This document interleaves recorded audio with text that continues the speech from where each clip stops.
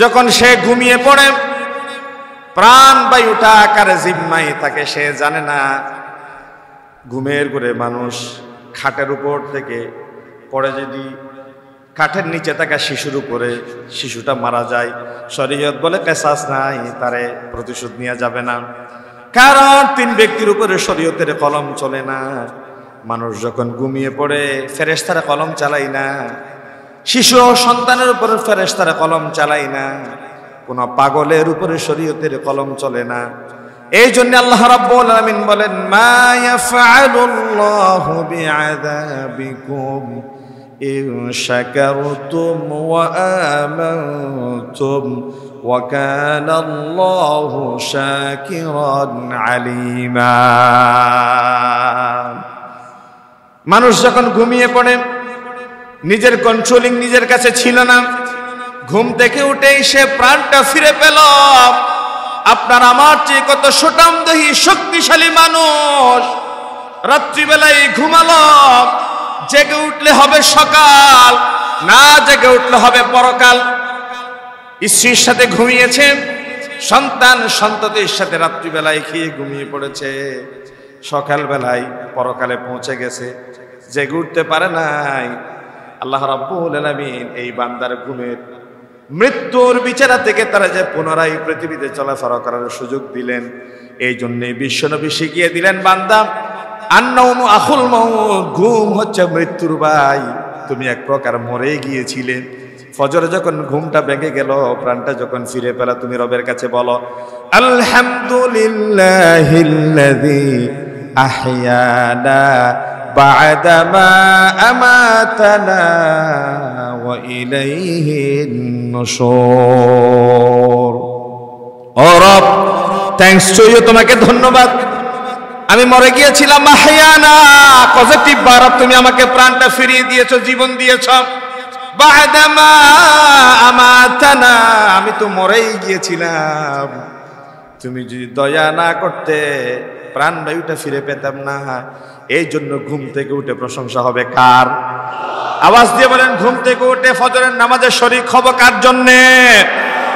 একজন মানুষ ঘুমের ভেতরে মৃত্যু হয়ে গিয়েছিল, আবার যে প্রাণটা ফিরে পেয়েছে, এই জন্য ঘুম থেকে উঠে একজন মুমিন সর্বপ্রথম জীবনের কৃতজ্ঞতা প্রকাশ করে সে যেন ফজরের জামাতের কাতারে গিয়ে শামিল হয়ে যায়।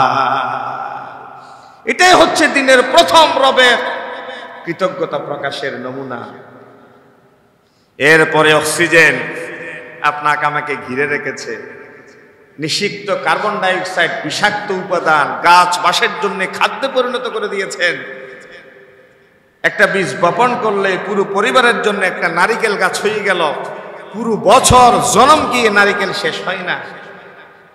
বোতলের পানি স্বচ্ছ পানীয় পানি, ডাবের পানি মিষ্টান্ন পানি, সমুদ্রের পানি লবণাক্ত, আপনার টিউবওয়েলের পানি পানের উপযুক্ত মিষ্টান্ন। ওয়াহুয়াল্লাযী মারাজাল বাহরাইন হাযা আযবুন ফুরাতুন ওয়া হাযা মিলহুন উজাজ। সম্মানিত সম্মানিত মুসল্লিন কিরাম, আগত মেহমান বৃন্দ, আসসালামু আলাইকুম ওয়া রাহমাতুল্লাহি ওয়া বারাকাতুহু। আল্লাহ তাআলার শুকর আদায় করছি, যিনি সুস্থতার নিয়ামতে ধন্য করে নির্ধারিত সময়ে আল্লাহর গোলামিতে হাজির দিয়ে আমাদের সুযোগ দিয়েছেন। আমরা কাইয়ুমানু বাক্যে আল্লাহ তাআলার প্রদত্ত সেই নিয়ামত কণ্ঠকে উঁচু করে রব যেন খুশি হয়ে যায়, সকলেই পড়ি আলহামদুলিল্লাহ। আলোচনার ধারাবাহিকতায় আল্লাহর পক্ষ থেকে কেন আযাব এবং গজব নাজিল হয় আজকে তৃতীয় জুমা, তার পাশাপাশি শুরু হয়েছে মাহে রবিউল আউয়াল, আজকে 2 তারিখ। 19 তারিখ আমাদের এই মসজিদ ঐতিহাসিক নবী করিম সাল্লাল্লাহু আলাইহি ওয়াসাল্লামের জন্ম বৃত্তান্ত সহ total biography of prophet Muhammad সাল্লাল্লাহু আলাইহি ওয়াসাল্লামের উপর যে আলোচনা হবে, সিরাতুন নবী সাল্লাল্লাহু আলাইহি ওয়াসাল্লাম, সেই বিষয়কে কেন্দ্র করে আমাদের আলোচনার ট্র্যাক পরিবর্তন করে নিতে হবে। যেহেতু জগতের শ্রেষ্ঠ সোনার মানুষটা এই মাসে পৃথিবীতে আগমন করেছে, রাসূল সাল্লাল্লাহু আলাইহি ওয়াসাল্লামের শুভাগমনের এই মাসে অন্য কোনো বিষয় নিয়ে আলোচনা করা সেটা আমার নবীর আগমন এবং রাসূল ইসলামের পৃথিবীতে আল্লাহ তাআলার পক্ষ থেকে যে প্রেরণ, সেটার সাথে গোস্তাখি হবে, সেটার সাথে অসামঞ্জস্যপূর্ণ হবে। এই জন্য আজকের সামান্য বিষয়গত জুমার আলোচনা শেষ করেই আমরা ধারাবাহিক নবী করিম সাল্লাল্লাহু আলাইহি ওয়াসাল্লামের আগমনের সেই ইতিহাস, প্রেক্ষাপট, শৈশবকাল, কৈশোরকাল, যৌবনকাল, নবুয়তের পূর্ববর্তী জীবন, নবুয়তের পরবর্তী মক্কি জীবন, মাদানী জীবন, হিজরত, হুদায়বিয়ার সন্ধি সহ আমরা বিস্তারিত বিষয় আলোচনার জন্য চেষ্টা করব বলি ইনশাআল্লাহ। তাহলে আমরা দেরি না করে শুধু পয়েন্ট বেসিস কিছু গুরুত্বপূর্ণ ধারণা দিয়ে আমরা আমাদের নির্ধারিত বিষয়ের দিকে যাব।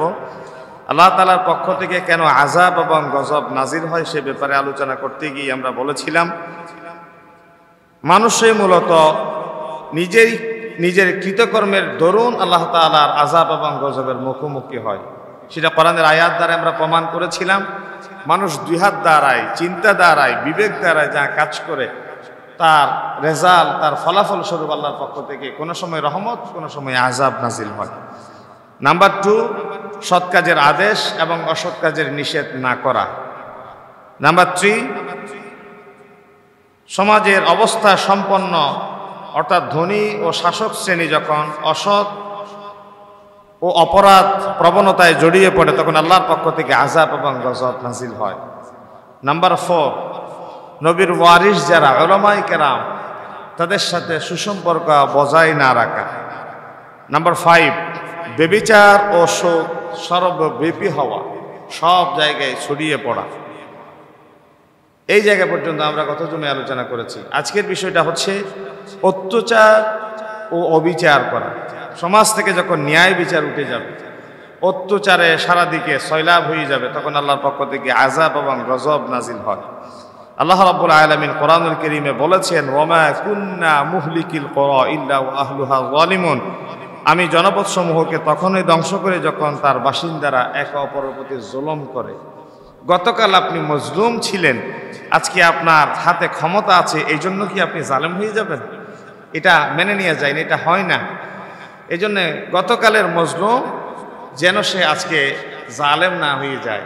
কারণ গতকালের মজলুম যে অপরাধের জন্যে সে শাস্তি পেয়েছে, আজকেও যদি আপনি জালেম হন, আগামীকাল একই অপরাধের জন্য আপনিও শাস্তির মুখোমুখি হবেন। কারণ কোরআনুল কারীম আল্লাহ রাব্বুল আলামিন বলেন, তুলিজুল লাইলা ফিন নাহারি ওয়া তুলিজুন নাহারা ফিল লাইল, রাতের ভেতরে দিন, দিনের ভেতরে রাত প্রবেশ করান কে? ওয়াতিলকাল আইয়াম নুদাবিলুহা বাইনান নাস, বদরে বিজয় দিলেন, উহুদে সাময়িক পরাজয় দিলেন, তিনিও একই আল্লাহ।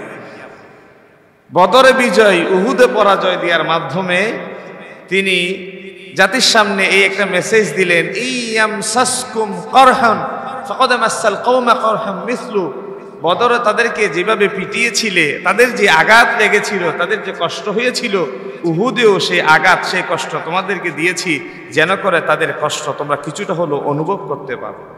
ওয়াতিলকাল আইয়াম নুদাবিলুহা বাইনান নাস, এই দিনের, যুগের, সময়ের আবর্তন বিবর্তন, এর পেছনে নেপথ্যের কারিগর হিসেবে ভূমিকা পালন করেন একজন। আওয়াজ দিয়ে বলেন তিনি কে? এর পরের আয়াতে তিনি বললেন, ওয়াল্লাহু লা ইউহিব্বুয যালিমিন, আল্লাহ তাআলা জালেমকে পছন্দ করে না। এই জন্যে আমি স্পষ্টতই বলেছি, গতকাল যে জুলুম করেছে আপনার উপর, প্রতিশোধ নিতে গিয়ে আপনি তার উপর এখন জালেম হবেন না। ধৈর্য ধরবেন, ক্ষমা করবেন, ছেড়ে দিবেন, সহানুভূতি প্রকাশ করবেন। সে ভয়ে আছে, ভিতরে সন্তুষ্ট একটা পরিবেশই আছে, তার একটু সান্ত্বনা দিবে। কেউ যদি এই কথা বলে দাওয়াতি কাজ করা যাবে না, তাদেরকে দাওয়াত দেওয়া যাবে না, তাদেরকে কাছে টানা যাবে না, আমি একজনকে গতকাল জবাব দিয়েছি। নবী করিম সাল্লাল্লাহু আলাইহি ওয়াসাল্লাম তাইফে গিয়ে, তাইফবাসী যখন নবী করিম সাল্লাল্লাহু আলাইহি ওয়াসাল্লামের উপর চরম জুলুম অত্যাচার করে, তখন জিবরিল আমিন এসে আমার নবীর সামনে প্রস্তাব পেশ করে, নবী হে আমার কাছে 600 ডানা আছে, আপনি আল্লাহর কাছে দোয়া করুন, এই 2 উপত্যকার মানুষগুলারে একদম চ্যাপ্টা করে মুহূর্তের ভিতরে জমিনের ভিতরে আমি বেনিশ করে দিতে পারি। ঠিক রাসূল সাল্লাল্লাহু আলাইহি ওয়াসাল্লাম হাত তুললেন, হাত তুলে তিনি দোয়া করলেন, আল্লাহুম্মা ইহদি কওমি ফাইন্নাহুম লা ইয়ালামুন, আল্লাহ আমার কওমকে তুমি হিদায়াত দাও, তারা যদি বুঝতো আমি নবী তাহলে আমার উপর তারা অত্যাচার করতো না। সুবহানাল্লাহ বলবেন না?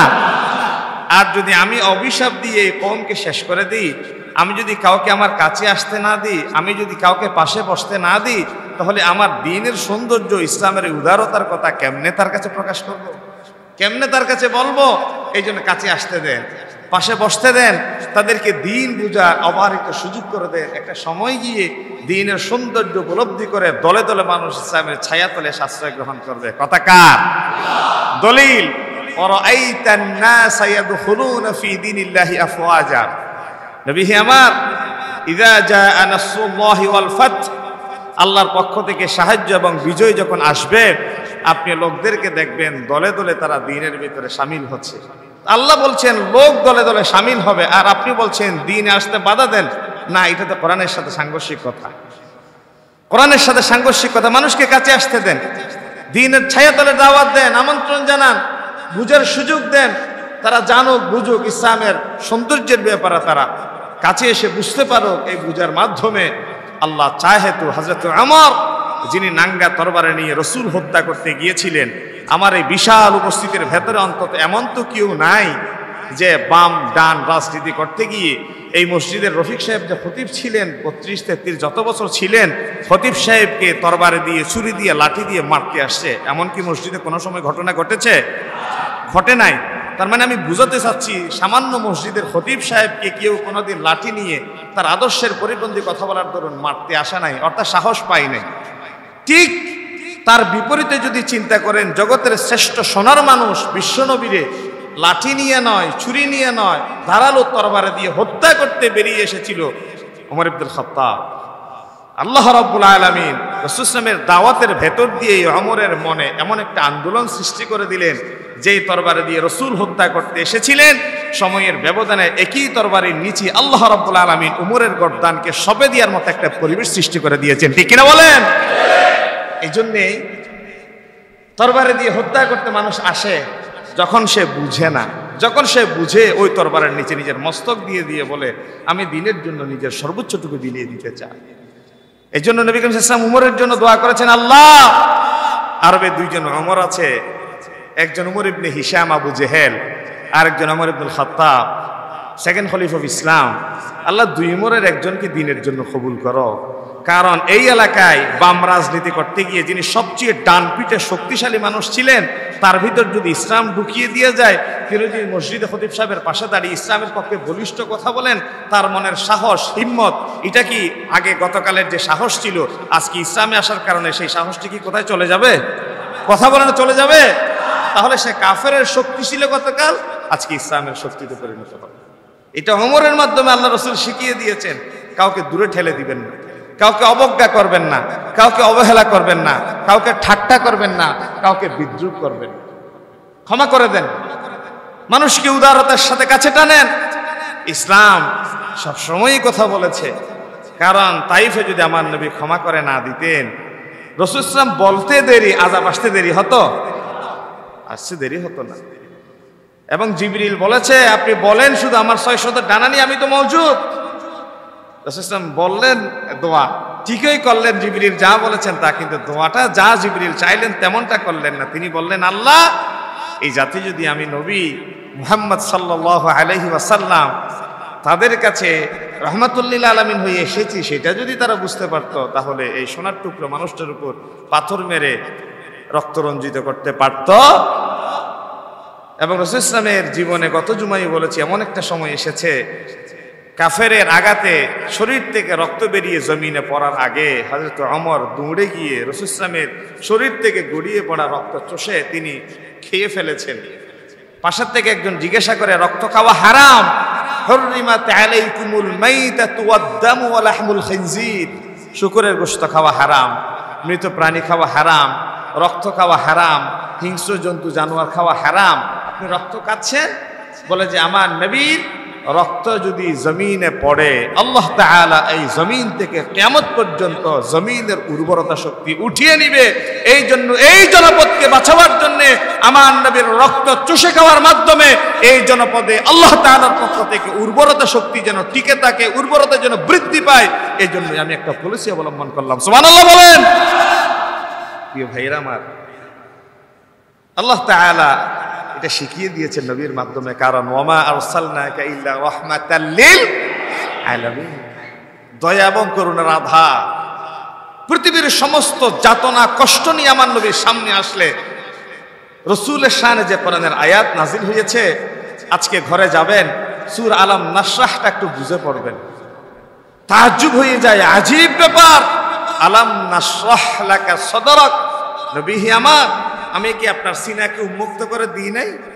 মেডিকেল সায়েন্সের যারা তারা বলে সিনা উন্মুক্ত হয়ে গেলে তো ওপেন হার্ট সার্জারি হয়, মানুষ মারা যায়। বলে যে না, এখানে সিনা উন্মুক্ত হয়ে যাওয়া মানে সিনা খুলে যাওয়া নয়, এটা দিন বুঝার জন্য বিবেক, বুদ্ধি, মেধা সুপ্রসন্ন হয়ে যাওয়া, মেধা খুলে যাওয়া, মেধা প্রখরতা, যোগ্যতা বেড়ে যাওয়া। এরপরে কি বললেন? ওয়াওয়াদানা আনকা উযরাক, আমি কি আপনার পিঠের বোঝা নামিয়ে নিয়ে নি? অর্থাৎ পিঠের উপর একটা বোঝা ছিল, কুফুরির বোঝা, নেফাকের বোঝা। মানুষ কুফুরির ভেতরে থেকে, নেফাকের ভেতরে থেকে আপনাকে কষ্ট দিচ্ছিল। সেই বোঝাকে ইসলাম গ্রহণের মাধ্যমে মুসলমানদের শক্তি সামর্থ্য বৃদ্ধিতে হালকা হয়ে গিয়েছে। আল্লাযী আনকাযা যহরাক, যেই পিঠের বোঝা আপনার পিঠকে নুয়ে দিয়েছিল, বাঁকা করে দিয়েছিল। এরপরে কি বললেন?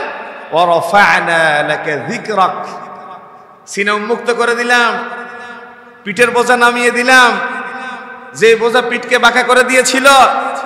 এরপরে আপনার মর্যাদা আকাশ বাতাসকে ছাড়িয়ে, সাত আসমান জমিনের উপরে, সাত তাপ্পা আকাশের উপরে, সাত তাপ্পা জমিনের নিচে, সারা দুনিয়ায় একমাত্র একজনের প্রশংসায় আকাশ বাতাস মুখরিত করে দিলেন। সেই নাম হচ্ছে মুহাম্মাদুর রাসূলুল্লাহ। করে দিলেন কে? এরপরে আয়াত, ইন্না মাআল উসরি ইউসরা, কষ্টের সাথে স্বস্তি। ইন্না মাআল উসরি ইউসরা, কষ্টের সাথে স্বস্তি। তাহলে কষ্ট যে পেয়েছেন বৃথা যাবে না, এটা আল্লাহর কথা। কষ্টের সাথে স্বস্তি, ব্যথার সাথে শান্তি, কথা কার? তাহলে মানুষের কষ্ট কি কখনো বৃথা যায়? সাধনা কি কখনো বৃথা যায়? পিঠের উপর বোঝা নামিয়ে দিলেন। এই সূরার তাফসীরটা ভালো করে পড়বেন, ভালো করে পড়বেন। এই তাফসীর পড়ার মাধ্যমে মনটা হালকা হয়, বান্দা আল্লাহর কাছাকাছি চলে যায়। আজকে আস্তে আস্তে ছোট্ট একটা 2 লাইনের একটা সেন্টেন্স পড়ে নিজের ভেতর একটা আবেগ আপ্লুত হয়ে পড়েছিলাম। সেটি হচ্ছে এই, আপনি যা পেতে চাচ্ছেন, আপনি যা পেতে চাচ্ছেন সেই জিনিসটা পাওয়া দূরত্ব কতদূর জানেন? বলে যে তাহাজ্জুদ পর্যন্ত। এই কথা তো বুঝলাম না। বলে যে আপনি যা পেতে চাচ্ছেন ওই জিনিসটার সাথে আপনার দূরত্ব হচ্ছে তাহাজ্জুদ পর্যন্ত। অর্থাৎ আপনি যদি তাহাজ্জুদ নামাজের মাধ্যমে ওই জিনিসটা রবের কাছে চাইতেন, তাহলে আল্লাহ রাব্বুল আলামিন ইন্না মাআল উসরি ইউসরা, যে কষ্টের ভেতরে আছেন সেই কষ্টটা টেনে তাহাজ্জুদের ভেতর দিয়ে আল্লাহর কাছাকাছি আপনার বুকের সাথে আলিঙ্গন করে নিতেন। সুবহানাল্লাহ। তাহাজ্জুদ পর্যন্ত মানে তাহাজ্জুদে দাঁড়াই যায়। পৃথিবীর মানুষের কাছে হাত পাততে হবে না। মানুষ কি পরিমাণ দিবে আপনারে? 2 দিন দিবে, 4 দিন দিবে, 5 দিনের মাথায় আপনাকে ফোন বন্ধ করে দিবে, দরজা ক্লোজ করে দিবে, গেটে ঢুকতে দিবে না, যোগাযোগ বন্ধ করে রাখবে। কারণ আপনি 5 দিন সুবিধা নিতে চাচ্ছেন, 4 দিন অলরেডি পেয়ে গিয়েছেন। অথচ আমার আল্লাহ তো তিনি আদ-দুআউ হুয়াল ইবাদা, দোয়াই হচ্ছে ইবাদত। আদ-দুআউ মুখুল ইবাদা, দোয়া হচ্ছে ইবাদতের মগজ। আদ-দুআউ সালাহুল মুমিন, দোয়া হচ্ছে মুমিনদের জন্য উইপন, অস্ত্র। মানুষ না চাইলে আল্লাহ রেগে যায়। মাল্লাম ইয়াসআলিল্লাহ ইয়াগদাব আলাই, মানুষ যখন আল্লাহর কাছে চাই না, আল্লাহ বলে আমার খুব অসম্মান বোধ করি, আমি রেগে যাই, কষ্ট লাগে আমার কাছে। কেন মানুষ চায় না? সারা পৃথিবীর সমস্ত সৃষ্টির রিজিকের ফরাগত করে দেওয়ার পরে আল্লাহর খজিনার কি সামান্য পরিমাণ ভান্ডার কমার সম্ভাবনা আছে? নাই। তো চাইন না কেন? চাইবেন না কেন? আল্লাহর কাছে চান, প্রাণ খুলে, দুহাত তুলে, হৃদয় উজাড় করে রবের কাছে চান। পৃথিবীর মানুষের কাছে গিয়ে যতটা বিনয়ী হয়ে, যতটা ছোট হয়ে, যতটা কায়িমানু বাক্যে নিজেকে পেশ করে, তাহাজ্জুদ নামাজে একটু দাঁড়াই দেখেন তো, রবের সামনে 2 ফোঁটা চোখের পানি ছেড়ে দেখেন তো, আপনি হাত তুলতে দেরি মুস্তাজাবুদ দাওয়ায় পরিণত করে দিবে। আল্লাহ রাব্বুল আলামিন আপনার মনের চাওয়া পূর্ণ করতে দেরি করবেন। ওয়া ইযা সাআলাকা ইবাদি আন্নী ফাইন্নী করিব। নবী হি আমার মানুষ আপনারে জিজ্ঞাসা করবে আমি আল্লাহ কোথায়, আপনি বলে দিন মানুষ যাই দূরে আমি আল্লাহরে কল্পনা করে তার চেয়ে বেশি নিকটে, তার গর্দানের পেছনের যে মোটা রগ আছে আমি আল্লাহ আমার বান্দার ওই মোটা রগের চেয়ে আরো নিকটবর্তী অবস্থান করি। উজিবু দাওয়াতাদ দাঈ ইযা দাআন। উজিবু আমি ডাকে সাড়া দিই। এখানে দেখেন গ্রামাটিক্যাল সিস্টেমে নবী আপনার কাছে মানুষ জানতে চাইবে আমি আল্লাহ কোথায়, আপনি জানিয়ে দিন আমি তার কাছে। এরপরে আল্লাহ তাআলা বললেন উজিবু দাওয়াতাদ দাঈ ইযা দাআন। মানুষ যখন ডাক দেয় আমি আল্লাহ সাড়া দিই। এখানে ডাক দেওয়ার কথাটা পরে উল্লেখ করলেন, জবাব দেওয়ার কথাটা আগে উল্লেখ করলেন। যারা আলেম তারা কথাটা বেশি বুঝতে পারবেন। জবাব দেওয়ার কথাটা আগে আল্লাহ উল্লেখ করলেন, কিন্তু দোয়া করার কথাটা পরে বললেন। মুফাসসিরিনে কেরামরা বলছেন বলে যে কোন মানুষকে দোয়া করার যে সুযোগ সৃষ্টি করে দেয়া এটা কেবল আল্লাহ তাআলার বিশেষ একটা নিয়ামত। এই জন্য সকলেই চাইলে দোয়া করতে পারে না, আল্লাহর কাছে সকলেই চাইতে পারে না।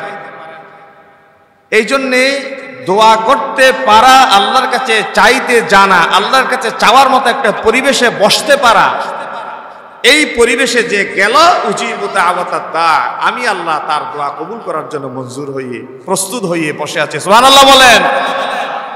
তাহলে দোয়ায় শামিল হতে পারা, দোয়া করতে পারা, দোয়ায় অন্তর্ভুক্ত রাখতে পারা নিজেরে, এটা একটা বড় ভাগ্যের ব্যাপার। এই জন্য আল্লাহর কাছে যত পারেন চাইবেন, হাঁটতে চাইবেন, বসতে চাইবেন।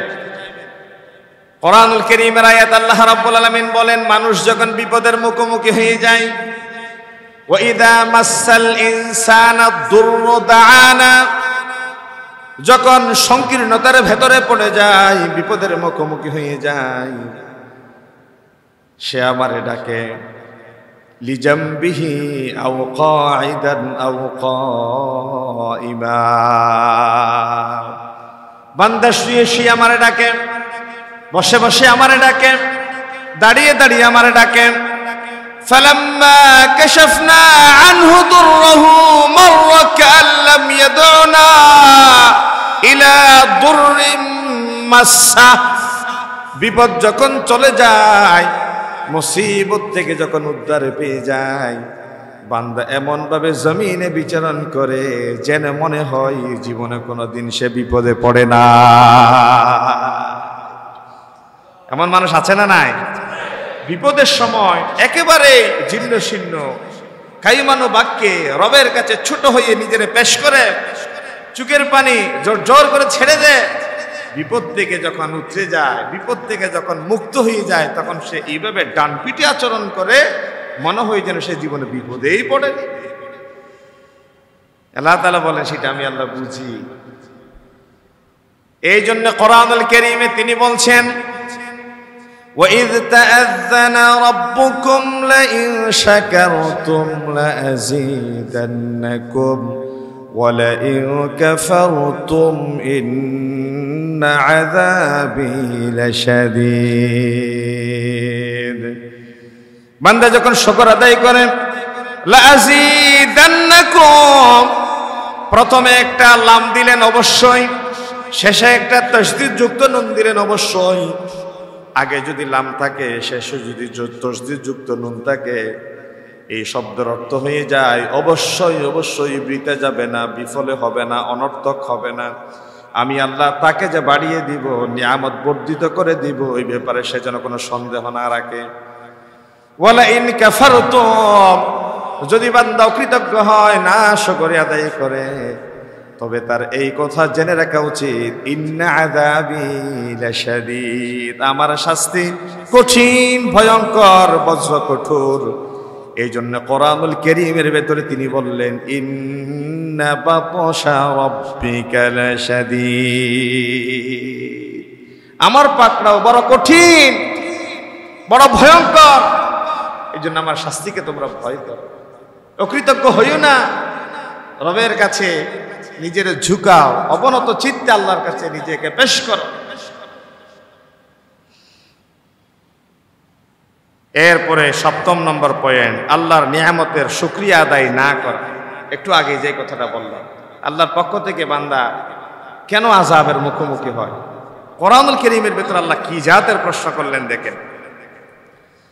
মানুষ এত বেশি পরিমাণ নিয়ামতের ভেতরে ডুবে আছে, যখন সে ঘুমিয়ে পড়ে প্রাণ বায়ুটা আকারে জিম্মায় থাকে, সে জানে না ঘুমের ঘরে মানুষ খাটের উপর থেকে পড়ে যদি কাঠের নিচে থাকা শিশুর উপরে শিশুটা মারা যায়, শরীয়ত বলে কিসাস নাই, তারে প্রতিশোধ নেওয়া যাবে না, কারণ 3 ব্যক্তির উপরে শরীয়তের কলম চলে না। মানুষ যখন ঘুমিয়ে পড়ে ফেরেশতারা কলম চালায় না, শিশু ও সন্তানের উপরে ফেরেশতারা কলম চালায় না, কোন পাগলের উপরে শরীয়তের কলম চলে না। এই জন্য আল্লাহ রাব্বুল আলামিন বলেন, মা ইয়াফআলুল্লাহু বিআযাবিকুম ইন শাকারতুম ওয়া আমানতুম ওয়া কানাল্লাহু শাকিরান আলিমা। মানুষ যখন ঘুমিয়ে পড়ে নিজের কন্ট্রোলিং নিজের কাছে ছিল না, ঘুম থেকে উঠেই সে প্রাণটা ফিরে পেল। আপনার আমার চেয়ে কত সুঠামদেহী শক্তিশালী মানুষ রাত্রিবেলায় ঘুমালো, জেগে উঠলে হবে সকাল, না জেগে উঠলে হবে পরকাল। স্ত্রীর সাথে ঘুমিয়েছে, সন্তান সন্ততির সাথে রাত্রিবেলায় খেয়ে ঘুমিয়ে পড়েছে, সকালবেলায় পরকালে পৌঁছে গেছে, জেগে উঠতে পারে নাই। আল্লাহ রাব্বুল আলামিন এই বান্দার ঘুমের মৃত্যুর বিচারা থেকে তারা যে পুনরায় পৃথিবীতে চলাফেরা করার সুযোগ দিলেন, এই জন্যই বিশ্বনবী শিখিয়ে দিলেন, বান্দা আন্নাউমু আখুল মাউত, ঘুম হচ্ছে মৃত্যুর ভাই। তুমি এক প্রকার মরে গিয়েছিলে, ফজরে যখন ঘুমটা ভেঙে গেল, প্রাণটা যখন ফিরে পেলা, তুমি রবের কাছে বলো আলহামদুলিল্লাহিল্লাযী আহইয়ানা বা'দামা আমাতানা ওয়া ইলাইহিন নুশুর। ও রব, থ্যাঙ্কস টু ইউ, তোমাকে ধন্যবাদ। আমি মরে গিয়েছিলাম, আহইয়ানা পজিটিভ ভার্ব, তুমি আমাকে প্রাণটা ফিরিয়ে দিয়েছো, জীবন দিয়েছো।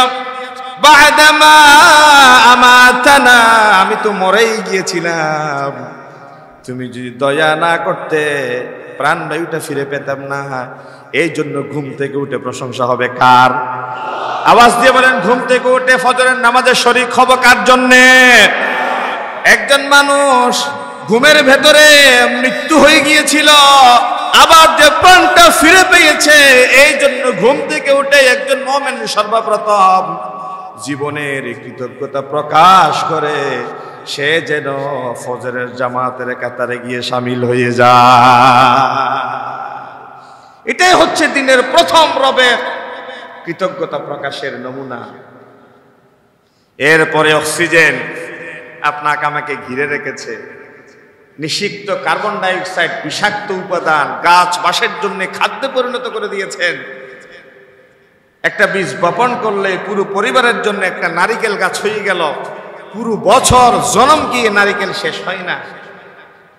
বোতলের পানি স্বচ্ছ পানীয় পানি, ডাবের পানি মিষ্টান্ন পানি, সমুদ্রের পানি লবণাক্ত, আপনার টিউবওয়েলের পানি পানের উপযুক্ত মিষ্টান্ন।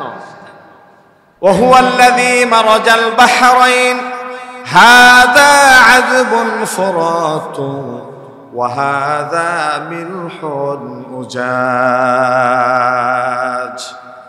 সমুদ্রের পানি একসাথে চলমান, লবণাক্ত পানি মিষ্টান্ন পানি, এক পানি আর এক পানির ভেতরে দিয়ে চলাচল করতে পারে না। ইয়াখরুজু মিনহুমাল লুলুউ ওয়াল মারজান। মিষ্টি পানি লবণাক্ত পানির সাথে মিশে না, লবণাক্ত পানি মিষ্টি পানির ভেতরে চলাচল করে না। আল্লাহ রাব্বুল আলামিন প্রায় 33-34 বার আপনারা আমারে প্রশ্ন করলেন, ফাবিআইয়ি আলাই রাব্বিকুমা তুকাযযিবান। বান্দা ঘুমের ভেতরে নিয়ামত। ধনী লোকেরা তাদের কষ্ট, তাদের টেনশন, তাদের নানা অস্থিরতা দূর করবার জন্য ঘুমের বড়ি খেয়ে তারা ঘুমায়। তুলতুলে নরম বালিশের উপর মাথাটা রাখে, পাশ বালিশ পাশে দেয়, কত দামি পর্দা জানালায় দরজায় ঝুলে থাকে। এসির হিমশিম হিমাদ্রিত বাতাস শরীরের উপর চলাচল করে, হালকা হালকা পাখা মাথার উপরে ঘুরে, তারপরে ঘুম আসে না। আল্লাহ রাব্বুল আলামিন একজন রিকশাওয়ালা, ঠেলাওয়ালা, কুলি দিন মজুর, কত বিকট শব্দ রাস্তা, ভ্যানের উপরে চোখ বন্ধ করে নাক ডেকে ডেকে ঘুমাই। এই যে ঘুম আল্লাহর পক্ষ থেকে কত বড় নিয়ামত। আল্লাহ রাব্বুল আলামিন কোরআনুল কারীমের ভিতরে বললেন, ওয়াজআলনা নাওমাকুম সুবাতা। বান্দা তোমার ক্লান্তি দূরীকরণের জন্য চোখে ঘুম এনে দিলাম। ওয়াজআলনা নাহারা মাআশা। রাত্রিবেলায় বান্দা ঘুমালো, সারাদিনের ক্লান্ত শান্ত দেহটা পরদিন আবার কেমনে কাজে যাবে, আনফিট হয়ে গিয়েছিল। আল্লাহ রাব্বুল আলামিন এই দেহে ক্লান্তি অবসাদ দূরীভূত করবার জন্য ঘুম এনে দিল। ঘুমের ঘরে বান্দা যখন আলিঙ্গন করলো, 6-7 ঘন্টা ঘুমের ঘরে আলিঙ্গন করার পরে আবার যখন জেগে উঠলো, আমার আল্লাহ বলেন পরদিন মাঠে ঘাটে গিয়ে কৃষি কাজে ক্ষেত খামারে নিজেরে সুস্থ দেহে কাজ করার মতো পরিবেশ ফিরিয়ে দিলেন আমার আল্লাহ। কথা কার?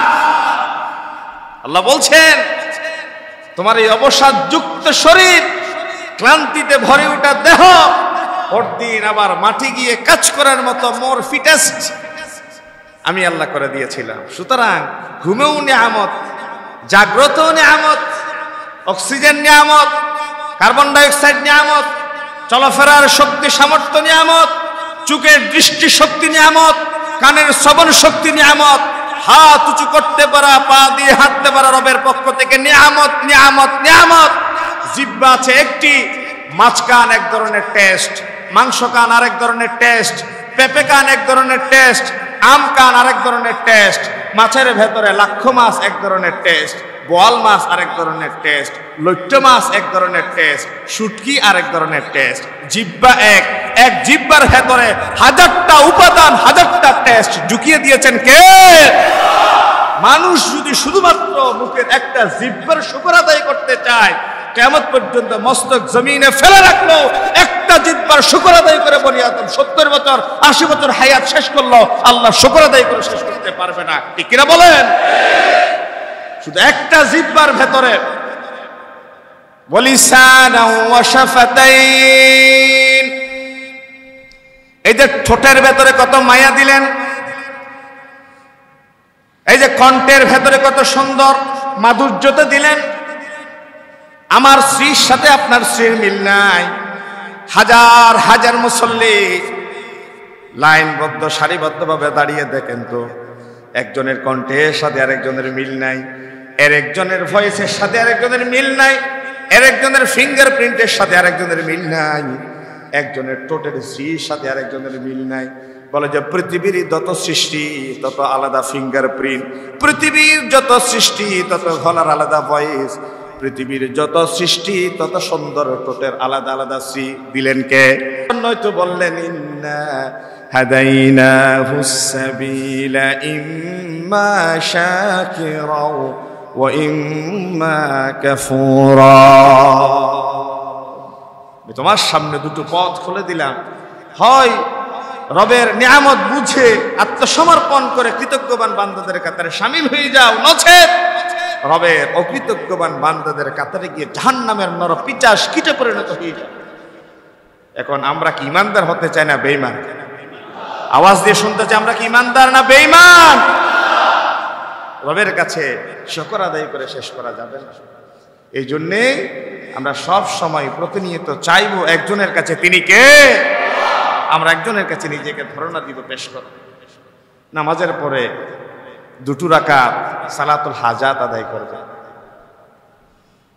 আপনাদের এই মসজিদে একটা জুমা পড়িয়েছিলেন প্রফেসর ডক্টর মাহমুদুল হাসান, ইসলাম ইউনিভার্সিটির প্রফেসর। কোন প্রসঙ্গে ওনার সাথে গতকাল কথা হয়েছে, তিনি বলেছেন, মহিউদ্দিন, আমি এই জিনিসটা পাওয়ার জন্য আল্লাহর কাছে 2টা বছর প্রতি ওয়াক্তে 2 রাকাত করে নফল নামাজ পড়ে সাহায্য চেয়েছি। উনি তো এমনি আমলি মানুষ, ফায়ার সার্ভিস মসজিদে জুমা পড়ায়, ঈদগাহ বড় পুকুরার মসজিদে জুমা পড়ায়, 2টা মসজিদ। আজকে ওলিখা মসজিদে ওনাকে খতিব হিসেবে নিয়োগ দেওয়ার জন্য নিয়ে গিয়েছে। আল্লাহর কাছে বলে যে কোন সময় আমি বাদ রাখি নাই 2 রাকাত সাহায্যের সালাতুল হাজাদের নামাজ পড়া থেকে। এত কিসের তাড়া, এত কিসের দৌড়? নামাজের পরে আমাদের দৌড় জাব লেগে যায় বের হওয়ার জন্য। অথচ মুনাফিকের আলামত বলেছেন বিশ্বনবী মুহাম্মদ রাসূলুল্লাহ সাল্লাল্লাহু আলাইহি ওয়াসাল্লাম, মসজিদে আসবে সকলের শেষে, মসজিদ থেকে বের হয়ে যাবে সবার আগে। তার নাম হচ্ছে মুনাফিক। তার নাম কি? ধৈর্য নিয়ে মসজিদে আসবেন। কোন মেজবানে যদি যান, যদি তাড়াহুড়া করেন, মেজবানি মন খারাপ করে। আপনি কি চিন্তা করেছেন এই গফুর সাহেব, এই কাদের সাহেব মসজিদে আসার জন্য যখন মসজিদের মাইকে ডাক দিলেন, হাইয়া আলাস সালাহ, সালাতের দিকে আসো, হাইয়া আলাল ফালাহ, কল্যাণের দিকে আসো, ডাক্তার দিয়েছে কে? কথা বলেন না, ডাক্তার দিয়েছে কে? আল্লাহ বলছেন কল্যাণের দিকে আসো। পৃথিবীর মানুষ মেট্রিকে A+ পায়, ইন্টারে ফেল করে, বিশ্ববিদ্যালয়ে ভালো সাবজেক্ট না পেয়ে আত্মহত্যা করে, আবার বুয়েট চুয়েটে ভালো রেজাল্ট করে, MA পাস করার পরে সর্বোচ্চ ডিগ্রি নেওয়ার পরে ক্যান্সার ধরা পড়ে, প্রাণ বায়ুটা টাটা বাই বাই দিয়ে মৃত্যুর কোলে ঢলে পড়ে। তাহলে একটা স্টেজে সফলতা পেলেও পরবর্তী ধাপে ব্যর্থ হওয়ার অধিকতর সম্ভাবনা থাকে। আল্লাহ রাব্বুল আলামিন যেদিকে বান্দাকে সফলতার কথা বলে আহ্বান করছেন, আল্লাহর ডাকের সফলতার পরে কি কোনো ব্যর্থ হওয়ার সম্ভাবনার দরজা খোলা থাকতে পারে? আল্লাহ বলছেন সফলতার দিকে আসো, কল্যাণের দিকে আসো, মুক্তির দিকে আসো, আলোর পথের দিকে আসো। এই যে আমরা বসে আছি আল্লাহর মেহমান, আজকের এই বৈঠকের মেজবানিকে, কথা বলেন না, মেজবানিকে? আমরা এমনিতে এখানে আসিনি, আমাদেরকে ডাকা হয়েছে হাইয়া আলাস সালাহ আসো, হাইয়া আলাল ফালাহ আসো। হাইয়া মানে আসো, এদিকে আসো। আহ্বানকারীকে একটু দিলের কান দিয়ে কথাটা বুঝে, কথাগুলা ওয়াল্লাহ মুখ থেকে বলছি না, হৃদয় থেকে বলছি কথাগুলো। এই জাতি কেন রবের কাছে আসে না? এই জাতি কেন নিজেকে আল্লাহর গোলামীর কাতারে শামিল করে না? এই জাতি কেন হারাম বর্জন করে না? এই জাতি কেন হালালকে গ্রহণ করে না? রক্ষাকরণ হয় হৃদয়। নিজের স্বার্থ তো ষোলোয়ানা বুঝে, কিন্তু আল্লাহর দ্বীনের ব্যাপারে কেন এত উদাসীন? দিন কায়েমের কথা বললে নানা ফন্দি ফিকির করতে থাকে, চল চাতুরি করে, ইনিয়ে বিনিয়ে পাশ কেটে চলে যায়। অথচ আপনার উপার্জিত সম্পদ, শারীরিক সৌন্দর্য, আপনার লেখনী, আপনার মেধার স্বাক্ষর, আপনার যোগ্যতা, 60-70 বছরের সমস্ত অর্জন আপনার মৃত্যুর সাথে সাথে ভাগবন্টন হয়ে যাবে। আপনার কাছে কেবলমাত্র শুধুমাত্র অনলি ফর থেকে যাবে আপনি যে রবের কাছে চোখের পানি ফেলে চেয়েছিলেন, গোপনে পেশ করেছিলেন, সেই আমল 2 খানের ফেরেশতারা আল্লাহর সামনে পেশ করবে এবং ফেরেশতাদের মাধ্যমে আল্লাহ তাআলা বলবেন, ইকরা কিতাবাক, রিড ইট, এটা তোমার আমলনামা, তুমি পড়ো। কাফা বিনাফসিকাল ইয়াউমা আলাইকা হাসিবা, তোমার আমলনামা পড়ে তুমি কি ডানে যাবে না বামে যাবে, তুমি জাস্টিস আছে, তুমি আজকে জাজমেন্ট দিবা, তুমি বিচার, ডানপন্থী না বামপন্থী। এই জন্য তাড়াহুড়া করবেন না। সুন্নাহ নামাজ যদি ঘরে গিয়ে পড়তে পরিবেশ থাকে, ঘরে গিয়ে পড়েন। রাস্তা বন্ধ করে গাড়ি ঘোড়া চলাচলের বিঘ্নতা সৃষ্টির প্রয়োজন নাই। ঘরকে নবী করিম সাল্লাল্লাহু আলাইহি ওয়াসাল্লাম যেমনি বলেছেন, যে ঘরে কোরআন নাই সেই ঘরে যেন একটা মরুদ্যানের মতো, বিরান ভূমির মতো ঘরের ছোট্ট একটা কোনায় একটা জায়নামাজ বিছিয়ে রাখবে। আমার হিন্দু ভদ্রলোকদের ঘরে ঘরে গিয়ে আপনারা দেখবেন, তাদের পূজার জন্য ঘরের ছোট্ট 2 রুমের বাসা হলো কোনায়, তাদের পূজার একটা ছোট্ট আঙ্গিনা তারা প্রস্তুত করে রাখে। যে কোনো একটা সময় গিয়ে আগরবাতি পূজা দিয়া যা যা দরকার হয় তারা তাদের গুরু ঠাকুরদের ছবি টাঙিয়ে ওই জায়গায় পূজা দিতে ভুল করে না। সিনেমা, অশ্লীলতা, বেহায়াপনা, বেলাল্লাপনা, আড্ডা, গান বাজনায় আপনার ঘরকে কলুষিত করে রাখবেন না। একটা কোনায় ছোট্ট একটা জায়নামাজ বিছিয়ে আপনি নামাজ পড়বেন। আপনার ছোট ছেলে মেয়ে থাকলে, নাতি নাতনি থাকলে কাঁধের উপর উঠে যাবে, পিঠের উপর উঠে যাবে। আপনি রুকুতে গেলে সে যদি পিঠের উপর উঠে যায়, না নামা পর্যন্ত পিঠ থেকে আপনি কুমর সোজা করবেন না। রাসূল ইসলামের পিঠের উপর হযরত হোসাইন উঠে যাওয়ার পরে আল্লাহ রাব্বুল আলামিন জিবরিলকে পাঠিয়ে বলেছেন, নবী হি আমার সাইয়্যিদুশ শুহাদা কারবালার হোসাইন আপনার পিঠের উপর আছে। যতক্ষণ না হোসাইন আপনার পিঠ থেকে না নামে আপনি মস্তক তুলবেন না। সুবহানাল্লাহ বলেন। যদি না নামে দেরি হয়ে যায়, এক হাতে দুই হাত আস্তে করে ধরে নাতির পাশে বসাবে। আপনার দাদার নামাজের দৃশ্য দেখে, আপনার বাবার নামাজের দৃশ্য দেখে আপনার কোমলমতি ছেলে মেয়েরা নামাজি হবে, মসজিদে আসতে বায়না ধরবে। আপনাদের মসজিদে ছোট বাচ্চাদের আনতে নিরুৎসাহিত করবেন না।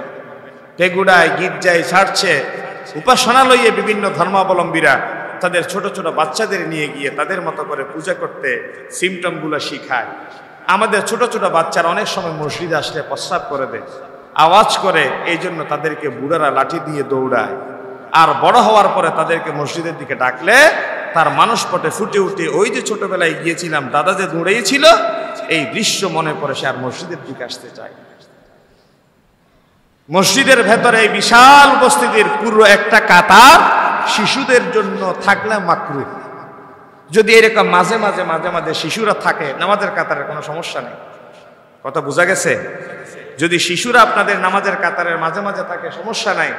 যদি বিশাল নামাজের কাতারে পূর্ণ একটা কাতার অপ্রাপ্ত বয়স্কদের, তাহলে এটা মাকরুহ হয়ে যাবে। এই জন্য আগ পিস করে রাখবেন। প্রথম কাতারেও যদি শিশু দাঁড়ায় কোনো সমস্যা নেই, তবে নামাজের ইমামের পেছনে একজন উপযুক্ত ব্যক্তি দাঁড়ানো দরকার।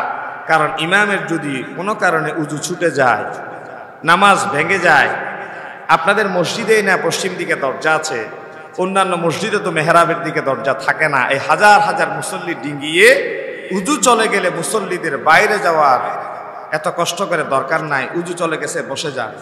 যদি দুই তিন কাতার মুসল্লি উজু চলে গেছে, আপনি ফাঁকফুক করে আস্তে আস্তে বেরিয়ে যান। এই জন্য মসজিদের পেছন ইমামের পেছনে অনুপযুক্ত ব্যক্তি দাঁড়াবেন না আল্লাহর ওয়াস্তে।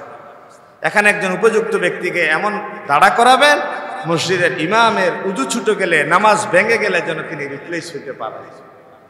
আপনি জানেন হযরত ওমর নামাজের ইমামতি করছে, আবু লুলু এসে নামাজের ভেতরে এই নাবির জায়গায় খঞ্জর, যার দুই দিকে ধারালো ছিল খঞ্জরের, খঞ্জর দিয়ে আঘাত করেছে, আঘাত করে দুদিকে টান দিয়েছে। এইভাবে হযরত ওমরের এই নাবির পাশে রক্ত প্রবাহিত হয়ে তিনি পড়ে গিয়েছেন।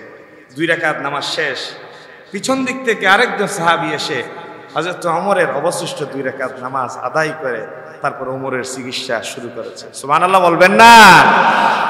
নামাজে যখন বান্দা দাঁড়িয়ে যায়, সে আল্লাহর সামনে দাঁড়ায়, আল্লাহর সাথে কথা বলে, সে আল্লাহরে প্রত্যক্ষ করে অথবা আল্লাহ তারে প্রত্যক্ষ করে। এই জন্য ইমামতির জায়গায় যেন উপযুক্ত মানুষ দাঁড়ায়। প্রিয় মুসল্লি সাহেবান, অনেক কথা বললাম, কথাগুলা মানা যাবে? কথা বলে না, কথাগুলা মানা যাবে? আমলের নিয়তে কথাগুলা শুনবে। IUB media